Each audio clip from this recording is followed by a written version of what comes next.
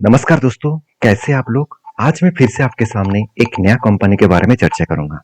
और आज का जो कंपनी है उसका नाम है करोर इंडिया लिमिटेड। तो Carraro India Limited basically IPO लेके आ रहा है और इसका आईपीओ डेट जो है वो आज से स्टार्ट हो चुके हैं। तो इसी के बारे में चर्चा करूंगा क्योंकि मुझे कुछ दिनों से कमेंट्स भी आ रहा था, सर आपने जो पिछले जो आईपीओ इसके बारे में चर्चा किए थे उसका अच्छा खासा लिस्टिंग देखने को मिला। जैसे साई लाइफ साइंस लिमिटेड, इसमें 39% का लिस्टिंग देखने को मिला, मतलब अच्छा खासा रिटर्न देखने को मिला एक दिन में। और साथ ही साथ मूवी क्विक के ऊपर तो जबरदस्त हुआ 89%। उसी तरीके से विशाल के ऊपर विशाल में जो मेगा मार्ट है उसके ऊपर 43% लिस्टिंग देखने को मिला। तो ऐसे कुछ आईपीओ के बारे में बता दीजिए जिस कंपनी के ऊपर अच्छा खासा लिस्टिंग हो सकता है। देखिए, आज इस आईपीओ के बारे में बात करूंगा, ध्यान से इस आईपीओ के डिटेल्स में देखना पड़ेगा क्योंकि कुछ ऐसे हिडन पॉइंट मैं आपको बताऊंगा। इस हिडन पॉइंट से आपको पता चलेगा कि इस आईपीओ में किस तरीके से ओपनिंग हो सकता है। देखिए, मैं कोई भगवान तो नहीं हूं कि मैं कहूंगा वही होगा, ऐसे बिल्कुल नहीं। मैं हमेशा डेटा को रिसर्च करता हूँ, उसके अगेंस्ट में मैं काम करता हूँ और लास्ट में बताऊंगा कि मैं इस आईपीओ के ऊपर अप्लाई करूंगा कि नहीं करूंगा। तो चलो सबसे पहले देख लेते हैं इस कंपनी के डिटेल्स के बारे में। तो अगर मैं सीधा सीधा इस कंपनी के डिटेल्स के बारे में बात करूं तो कंपनी का जो डेटा है, डेटा को देखा जाए तो कंपनी 1997 में स्टार्ट हुआ था और कंपनी बेसिकली एक ऑटो इंसुलेटर्स कंपनी है। कंपनी मैन्युफैक्चरिंग करते हैं कंपोनेंट्स, प्रोडक्ट जो है वो smallest gear to completed tractor manufacturing. तो मतलब ट्रैक्टर मैन्युफैक्चरिंग में जितने सारे पेयर पार्ट्स लगाए जाते हैं वो कंपनी बनाते हैं। जैसे एक्सेल्स हो गया, साथ ही साथ देखा है तो ट्रांसमिशन हो गया एंड साथ ही साथ ड्राइव्स हो गया। तो इस तरीके से प्रोडक्ट्स कंपनी मैन्युफैक्चरिंग करते हैं और वो भी बेसिकली तीन अलग अलग सेगमेंट के ऊपर करते हैं। उससे पहले मैं आपको बता दूं, कंपनी का जो मेनली बिजनेस है वो वेरियस सेक्टर के ऊपर इंक्लूडिंग ऑटोमोटिव्स, साथ ही साथ ट्रक्स, एग्रीकल्चरल एंड साथ ही साथ कंस्ट्रक्शन जो व्हीकल्स है उसके ऊपर कंपनी काम करते हैं। और सर उसको बनाने के लिए जो पेयर पार्ट्स लगते हैं वो बनाते हैं। इसका मेजरली टू अलग अलग जगह पे इसका फैक्ट्रीज है। जो देखा जाए तो पुणे महाराष्ट्र में है, एक पुणे में है और दूसरा महाराष्ट्र में है। इस दोनों मैन्युफैक्चरिंग फैक्ट्रीज में एक का टोटल अप्रोक्सीमेटली स्क्वायर फुट है 48,000 स्क्वायर फुट और दूसरे एरिया में 78,000 square foot, sorry square metres का, फुट नहीं स्क्वायर मीटर का टोटल इसका एरिया है। तो कंपनी का जो बिजनेस है उस बिजनेस में अगर देखा जाए तो कंपनी का तीन अलग सेगमेंट के ऊपर काम करता है, तीन अलग प्रोडक्ट है। एक एग्रीकल्चर ट्रैक्टर्स के ऊपर है और जहाँ पे कंपनी का ज्यादा से ज्यादा प्रोडक्ट वो मैन्युफैक्चरिंग करते हैं। साथ ही साथ कंस्ट्रक्शन व्हीकल्स के ऊपर भी है, साथ ही साथ देखें तो अदर्स प्रोडक्ट के ऊपर भी है। तो यहाँ पे तीन कैटेगरीज के ऊपर कंपनी काम करते हैं जहाँ पे गियर शिफ्ट से लेकर रिंग से लेकर एलॉय व्हील से लेकर बाकी अलग अलग प्रोडक्ट के ऊपर कंपनी बिजनेस करते हैं। तो कंपनी के टोटल इंडिया में 220 सप्लायर्स है और बाकी इंटरनेशनल कस्टमर के बेसिस में 58 कस्टमर है। तो कंपनी का टोटल एम्प्लॉय है, परमानेंट एम्प्लॉयड है 87 और इसका कैजुअल एम्प्लॉय है मतलब टेम्पोररी एम्प्लॉय है 53। तो ये भी डेटा सितंबर के डेटा के हिसाब से, जो फर्स्ट क्वार्टर गया है उसके डेटा के हिसाब से दिया गया है। तो अच्छी बात है, कंपनी बहुत छोटा है, बड़ा होने का पोटेंशियल है। क्या कि सचमुच क्या बड़ा होने का ग्रोथ कंपनी के ऊपर है? चलो वो भी मैं आपको बताता हूँ। कंपनी बता रहा है कि कंपनी का क्या स्ट्रेंथ है। कंपनी बता रहा है कि number of suppliers, transmission system, तो ट्रांसमिशन जो सिस्टम है तो उस ट्रांसमिशन सिस्टम में कंपनी नंबर 1 है। साथ ही साथ एक्सेल्स इंडिया एग्रीकल्चर ट्रैक्टर और कंस्ट्रक्शन के व्हीकल्स के ऊपर कंपनी नंबर 1 है। क्या सचमुच नंबर 1 है? कि इसका कंप्यूटर क्या कर रहा है वो भी दिखाऊंगा। उससे पहले ये भी देखिए, कंपनी का बताया जा रहा है कि R&D रिसर्च सेंटर भी है। कंपनी नया नया प्रोडक्ट के ऊपर रिसर्च भी करते हैं। साथ ही साथ कंपनी के कस्टमर जो एंट्रिक जो ऑफरिंग्स है वो बेसिकली कस्टमर बेस इसका बहुत स्ट्रांग है, आउटस्टैंडिंग है। तो ये भी बता रहे हैं। साथ ही साथ इसका स्ट्रांग एम्प्लॉइज भी है जिसके माध्यम से कंपनी जल्द से जल्द मैन्युफैक्चरिंग भी करते हैं।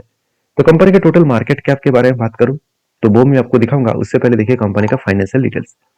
तो एसेट के बारे में बात करूं तो एसेट में कुछ खास ग्रोथ हुआ नहीं। पिछले सालों में भी जो ग्रोथ था इस बार भी सेम टू सेम ग्रोथ देखने को मिला। मतलब कंपनी एसेट को परचेज नहीं कर रहा है, मतलब पहले जो एसेट है उसी एसेट से ही कंपनी बिजनेस चला रहा है, उसी एसेट से ही कंपनी का प्रोडक्शन हो रहा है। देखिए, किसी भी कंपनी का एसेट नहीं बढ़ रहा है तो उसका प्रॉफिटेबिलिटी भी ग्रोथ कम होगा। क्योंकि मान के चलिए आज मेरे पास 2 गाड़ियां हैं, उस 2 गाड़ियों से जितना मैं प्रॉफिट कर रहा हूँ, जितना मैं प्रोडक्ट डिलीवरी कर रहा हूँ उस अगेंस्ट में जितना मुझे प्रॉफिट हो रहा है, अगर मुझे प्रॉफिट बढ़ाना है, सेल्स बढ़ाना है तो मुझे और भी गाड़ियां खरीदना होगा और भी एसेट खरीदना होगा। तो यहाँ पे एसेट में उतना ज्यादा ग्रोथ देखने को नहीं मिला। तो दूसरी बात, रेवेन्यू में ग्रोथ तो है मगर उतना खास ग्रोथ नहीं है। 1500 करोड़ से 1700 करोड़ बने, उसके बाद 1800 करोड़ बने। तो पिछले सालों की तुलना से इस बार कंपनी का प्रॉफिट ग्रोथ सीधा सीधा कहूँ थोड़ा सा कम होता देखने को मिले। प्रॉफिट आफ्टर टैक्सेस के बारे में बात करें तो कंपनी के 22 करोड़ से करीबन 62 करोड़ बना। तो 22 करोड़, उसके बाद करीबन 49 करोड़, उसके बाद 62 करोड़। तो धीरे धीरे करके कंपनी का प्रॉफिट ग्रोथ हुआ। कंपनी का बोरिंग्स मुझे ज्यादा देखने को मिले, करीबन 212 करोड़ के कंपनी का कर्जा। ये मुझे थोड़ा सा झटका लगा, क्योंकि कंपनी का जो नेट प्रॉफिट है इससे कई गुना ज्यादा कंपनी का कर्जा है। तो कितना कर्जा है वो भी आप देख लीजिए। 0.58% का इसका डेप्थ ऑफ इक्विटी है, और इक्विटी में इसका 0.58% का डेप्थ है, मतलब बहुत ज्यादा है। इतने छोटे कंपनी के ऊपर इतना ज्यादा डेप्थ, तो ये कंपनी का प्रेशर है। हाँ, मैं यहाँ पे आपको दिखाऊंगा कि अगर इस आईपीओ कंपनी डेप्थ को कम करने के लिए आईपीओ लेके आते तो मैं इसके ऊपर ज्यादा पॉजिटिव होता, मगर कंपनी ने कुछ उल्टा कर दिया। मैं यहाँ पे आपको दिखाऊंगा। उससे पहले देख लीजिए कंपनी का मार्केट कैप कितना है, 4000 करोड़।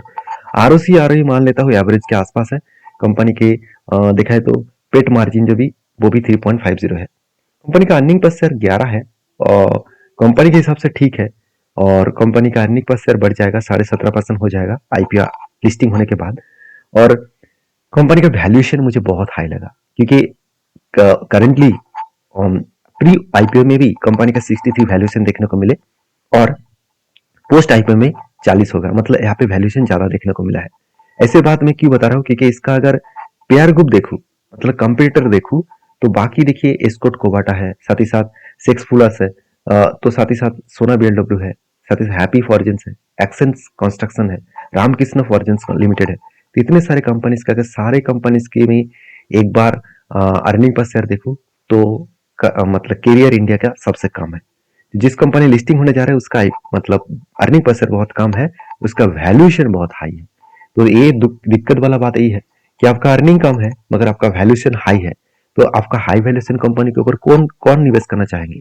शायद शायद इसीलिए कंपनी के ऊपर ग्रे मार्केट प्रीमियम अभी तक ओपनिंग डेट में भी कुछ भी देखने को नहीं मिला।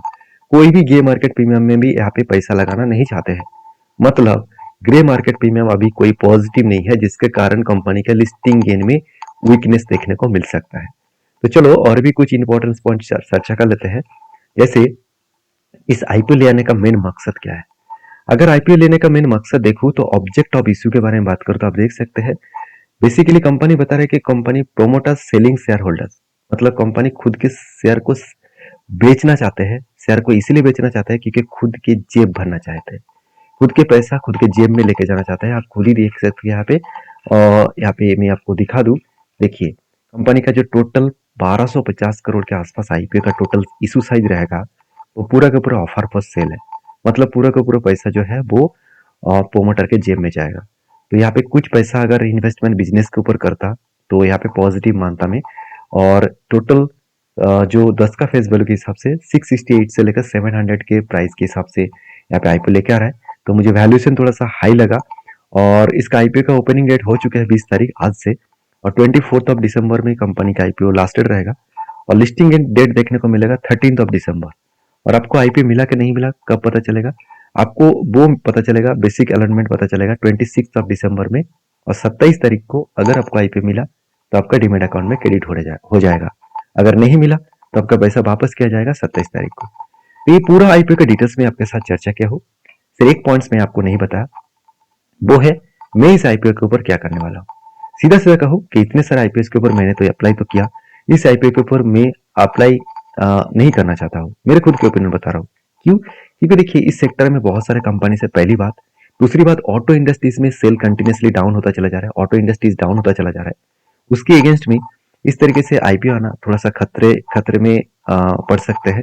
दूसरी बात, निफ्टी सेंसेक्स लगातार गिरते चले जा रहे हैं, तो डाउन मार्केट 10 में कोई भी आईपीओ के ऊपर पैसा नहीं लगाना चाहेंगे, इसीलिए इसका ग्रे मार्केट प्रीमियम यहाँ पे 0 दिखने को मिला है। अगर ग्रे मार्केट प्रीमियम कुछ पॉजिटिव होता तो मैं अलग सोचता। बाकी मेरा ओपिनियन यही है, बाकी आपका क्या ओपिनियन है जरूर मुझे कमेंट्स करना। हर किसी का अलग अलग ओपिनियन होता है। मैं इस आईपीओ के ऊपर अप्लाई नहीं करना चाहूंगा, आप क्या अप्लाई करना चाहते हैं तो मुझे कमेंट्स करिए। और हाँ, वीडियो में सारी जानकारी मैं आपको एज ए इन्फॉर्मेशन की तरफ से दिया हूँ, आपको इसको वेरीफाई करना है, उसके बाद आपके हिसाब से काम करना है। तो मिलते हैं नेक्स्ट वीडियो में, तब तक के लिए आप अपने ख्याल रखिए और चैनल को फॉलो करिए, और प्लीज लाइक जरूर कर देना। मिलते हैं नेक्स्ट वीडियो में, तब तक के लिए धन्यवाद।